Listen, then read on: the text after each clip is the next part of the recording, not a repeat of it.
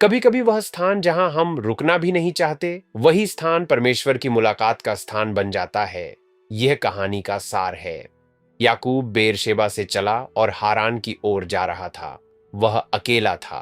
पीछे टूटा हुआ घर, आगे अनिश्चित भविष्य। सूर्य अस्त हुआ तो वह एक स्थान पर रात बिताने के लिए रुक गया। उसने एक पत्थर लिया, उसे सिरहाने रखा और सो गया। उसने स्वप्न देखा। पृथ्वी पर एक सीढ़ी लगी थी जिसका सिरा स्वर्ग तक पहुंचता था। परमेश्वर के दूत उस पर चढ़ते और उतरते थे और प्रभु उसके ऊपर खड़े होकर बोले, मैं तेरे पिता अब्राहम और इसहाक का परमेश्वर हूँ। जिस भूमि पर तू लेटा है उसे मैं तुझे और तेरे वंश को दूंगा। तेरा वंश पृथ्वी की धूल के समान होगा। तेरे द्वारा सब जातियां आशीष पाएंगी। देख, मैं तेरे साथ हूँ। जहां कहीं तू जाएगा मैं तेरी रक्षा करूंगा। मैं तुझे इस भूमि में फिर लौटा लाऊंगा। जब तक मैं अपनी प्रतिज्ञा पूरी न करूं, मैं तुझे नहीं छोड़ूंगा। याकूब नींद से जागा और बोला, निश्चय ही प्रभु इस स्थान में है और मुझे इसका ज्ञान न था। वह भयभीत हुआ और बोला, यह स्थान कितना अद्भुत है। यह परमेश्वर का भवन है और स्वर्ग का द्वार है। सुबह उसने उसी पत्थर को खड़ा किया, उस पर तेल डाला और उस स्थान का नाम रखा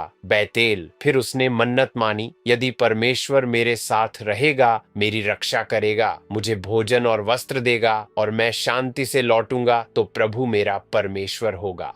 हम क्या सीखते हैं? पहला, परमेश्वर हमें परिवर्तन के समय में मिलता है। याकूब न घर पर था न मंजिल पर, वह बीच की स्थिति में था। अक्सर परमेश्वर इसी बीच में बोलता है। क्या आप अपने परिवर्तन के समय में उसकी आवाज सुन रहे हैं? दूसरा, अनुग्रह परिपक्वता से पहले आता है। याकूब अभी पूर्ण नहीं था, फिर भी परमेश्वर ने वाचा दोहराई। प्रतिज्ञा हमारे प्रदर्शन पर निर्भर नहीं। क्या आप विश्वास करते हैं कि परमेश्वर आपकी अपूर्णता के बीच भी साथ है? तीसरा, साधारण स्थान भी पवित्र बन सकता है। एक पत्थर तकिया बना, तकिया स्तंभ बना और जंगल बैतेल बन गया। क्या आपने पहचाना है कि परमेश्वर कहाँ आपके निकट है?